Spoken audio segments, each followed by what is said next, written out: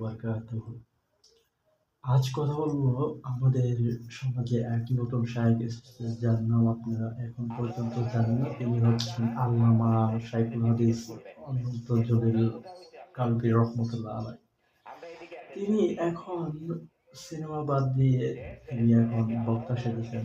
দাড়ি এবং জুব্বা, দাড়ি তো নেই কি জুব্বা এবং পাঞ্জাবি পরে যা একজন বক্তা এবং ভালো মানের শায়েখদেরকেও পিছনে ফেলে দেয়। তাকে নিয়ে যদি সমাজে অনেক ট্রল এবং তামাশা হচ্ছে সেটা তিনি মাথায় রাখেন না। তিনি বলছেন আমি সব করবো, এখন সিনেমা ছেড়ে আমি এখন ওয়াজ করবো। যে ওয়াজ সাধারণ মানুষ কমেডি হিসেবে নিচ্ছে সেটাই এখন আপনারা দেখছেন।